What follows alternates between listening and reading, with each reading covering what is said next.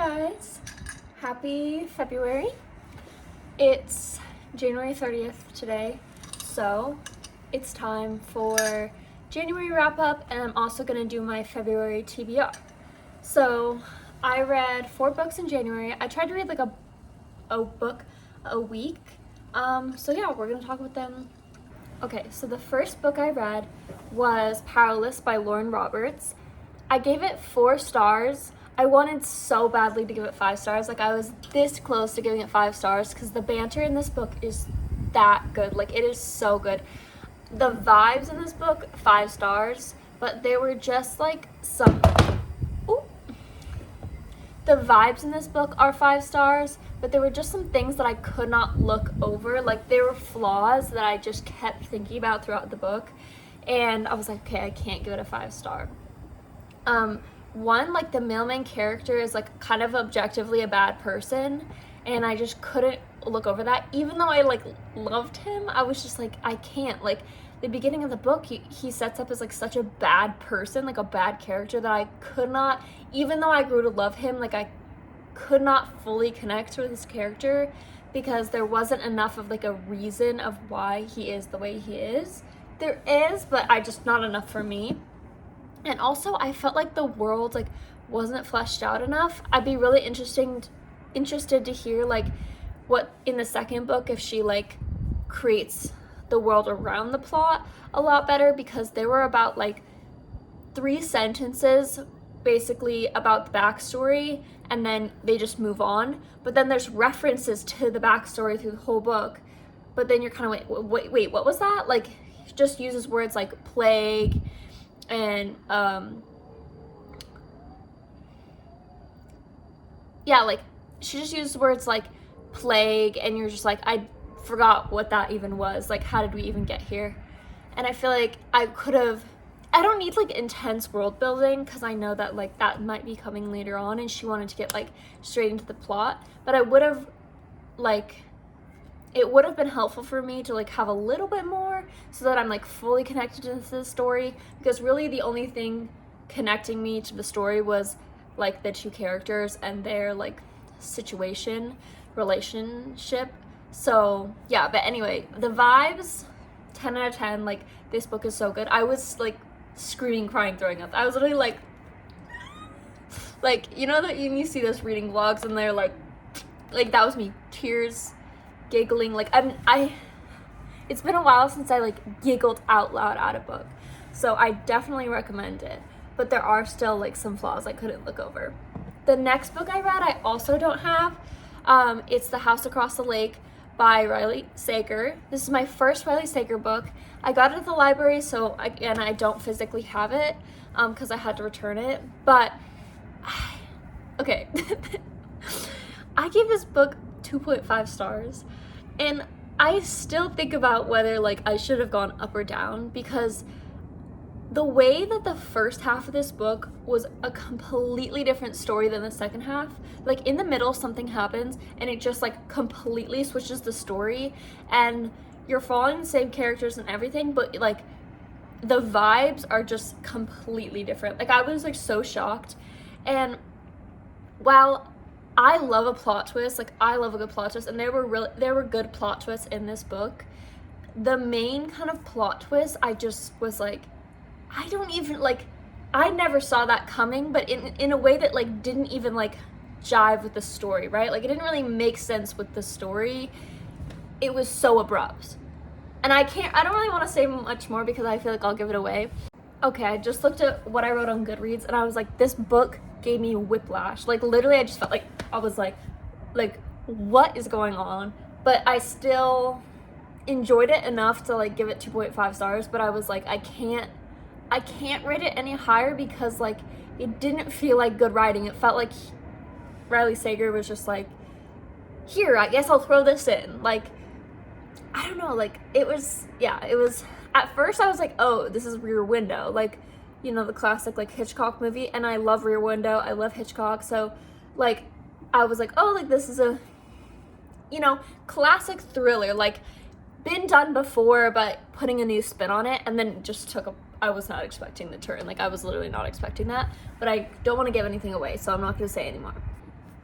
The next book I read might go down in one of my favorite books of all time. Like, I don't know, like, I've been thinking about it like nonstop ever since. It might be my favorite book of all time, and I feel like I need to fully sit with it for like way longer and maybe reread it to like say that.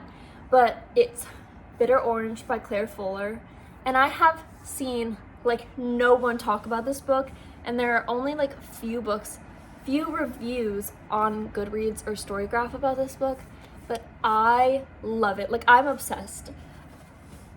A lot of people say that this book is slow, and it's incredibly slow. Like, all the reviews that I saw on Goodreads, like, I saw a lot of 1-star reviews, I saw a lot of 2-star reviews.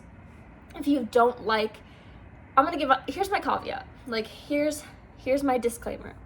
If you don't like slow-paced books, if you don't like a lot of description, setting up the scenes, if you don't like no plot, just vibes, you're not gonna like this book. So you can either just watch this for fun or just skip through this, because you're not gonna want to read this book, I promise you, because I saw a lot of reviews like that. But if you want to just kind of like sink into a story and just let it like marinate around you, I don't know, is that a gross? That's kind of a gross description. But like, literally, I felt like I was getting like trapped. So there's a review, it's by the Paris Review, on the like insert of this book that I want to read, because this is exactly how this book felt. Page by page, Fuller enchants us with prose as thick as clotted cream, only for us to realize too late that she's been ensnaring us at every turn. And that's how it felt. It felt like being like dripped in honey and you're just stuck. Like, I was stuck in the story. This is a story about a woman whose mother just died, and so she goes to this house. It's a mansion kind of like out in the countryside of England. It's in 1969, which I usually don't like books with older settings, but you really don't notice it that much, except for like little mentions to it. But her mother dies. She gets an invitation from this rich American guy who just bought a mansion to go check out the mansion, and she's basically like cataloging like the architecture and like the house and the buildings and the gardens and stuff for him, so he knows like what's in the house. The only other two people in this house are a couple named Kara and Peter, and then it's basically the story of this summer that they spend together, and it's like has themes of love and obsession and marriage and jealousy and grief, and oh my god, it's just like,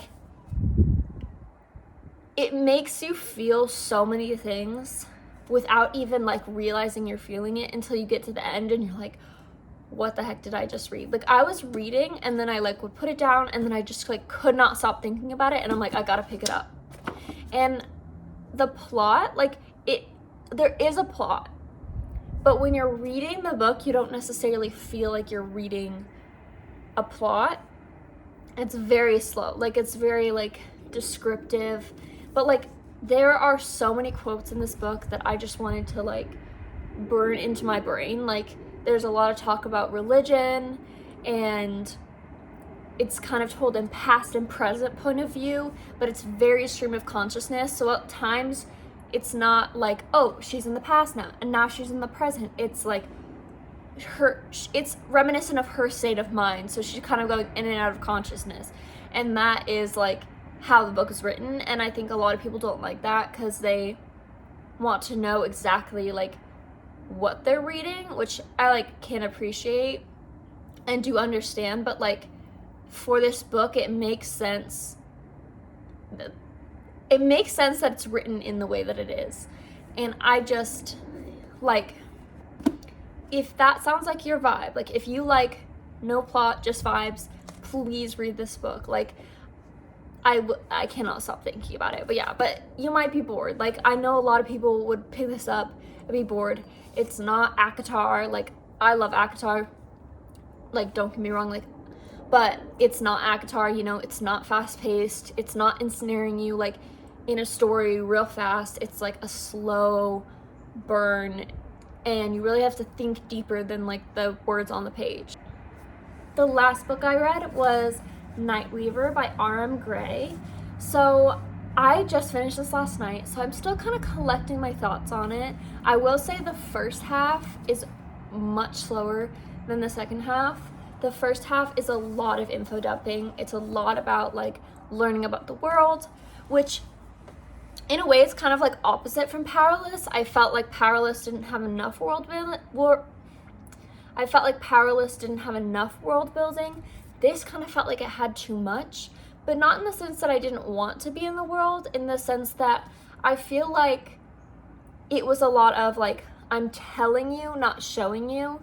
And I really like when books slowly kind of give you the backstory rather than like dumping it all on you at once, which is just a stylistic choice. Like, it's not a bad or a good thing, but I really felt like some of the things we learn in here could have been dragged out like through other books. Like, I understand that you have to have like relatively good background for the plot to make sense, but I think some of it could have been like in the sequel, or I don't know if there's going to be like, guessing there's going to be a series, so it could be in the third book, you know, like kind of slowly bring us into this world rather than just dumping it all at once, because it gets a little bit lost. And I think what you lose when you do that is connection to characters, because I find it very hard to connect with the characters when I'm just worried about like, wait, who's who? Like, I don't understand. And then there's this like person who rules this and this person who rules this. But the world that she built was so beautiful. Like, the cast of characters, the range of like mythical creatures is just so vast that like I wanted that. I wanted all of that. I just kind of wish that it was spread out a little bit more than it was. But the second half of this book is so action-packed. Like, I was just flipping like, oh my gosh, and something else, and something else, and something else. And I guess I wish that was like a little bit spread out through the book as well. And I'm sorry, but I just couldn't believe the romance. Like, I just couldn't. I don't want to say why I couldn't connect to it, because I think it's a little bit of a spoiler. But there's just something that happens that I couldn't connect to it. But I really feel like this is a book meant to build on top of. Like, it feels like the first installment of like a really good series, and I can see myself really liking the second book. But I got a little lost in the info dumping of the world. But again, it's a beautiful world. Like, I love the concepts of these books. I love all the different, like, there's like a talking badger, and there's like night weavers, which are these like mythical creature kind of guys, but they're kind of like think of like Fae in Akatar. That's kind of what the night weavers are. And then there's like bad ones and good ones, and then there's actual little fairies that are like this big, and pirates and like sirens and all of that. And I really loved that, and I really want to like her to like expand the world and really show us like in depth of like all the other places. But there was a lot of words, a lot of characters, a lot of places that I was like a little bit confused. That's also my fault. Like, I am going to reread this book in February for a book club. So like, I got invited to a book club, but I was already pretty much finished with the book. So I was like, oh, I'll just reread it. And I think on my reread, I might change my mind on a lot of these things, because I'll like fully understand the story a little bit better. But yeah. Oh, I haven't rated this yet, because I want to rate it after my reread, because I do feel like it's not fair that I was a little bit lost. I want to like fully appreciate the book for what it is. Okay, try break. For the TBR portion of this video, I'm gonna have AI pick my TBR prompts. So I'm gonna have them pick 4 prompts, and then it'll be something like, oh, like with a yellow cover or something like that. And we're gonna try to match that to my physical TBR. If it's not my physical TBR, I'll just ask for another prompt that fits because my physical TBR is not as big as like some other people's. So what I said was, can you give me 4 TBR prompts for me to choose 4 books to read this month? For example, a book with a red cover or a book with an author whose first name starts with J. I just wanted to give it like a little bit more information, so okay, here we go. Here are 4 TBR prompts for you to choose your books this month. A book written by an author from a country you've never visited. A book recommended by a friend or family member. A book published in the year you were born. A book with a one-word title. Okay, I don't think I have a book published in the year that I was born. I might have a book. Yes, I do have a book recommended by a friend or family member because my friend actually gave me some books. And a book written by an author from a country you've never visited, I probably do have that. So we will pick one more. Give me one more. A book that has been adapted into a movie or TV series. Okay, well, we'll just check it out and see. I don't think I have that, but before let's look at my TBR. Okay, I'm at my bookshelf and we're gonna choose some books for these prompts and then I'll sit down and talk about them. Welcome back. So I chose my 4 books. We had to change the last prompt, or one of the prompts, because I don't have a book that is published in the year I was born, which is 2000. So I asked again and we got a book that has won a literary award or it's been shortlisted for one. So we have our 4 prompts. First prompt was a book written by an author from a country you've never visited. So I picked Babel by R.F. Kuang. I am super excited to read this. I've heard really good things. Obviously, we didn't like all over Book Talk. So yeah, I know like tiny bit about it. I can gather like general vibes, but I don't know enough to like give a summary or any of that. So we have Babel by R.F. Kuang. Okay, so now we have a book recommended by a friend or family member, and my friend actually gave me 2 books to read. So we have Between the World and Me by Ta-Nehisi Coates. I also want to read a like nonfiction book a month, so this will be my nonfiction pick.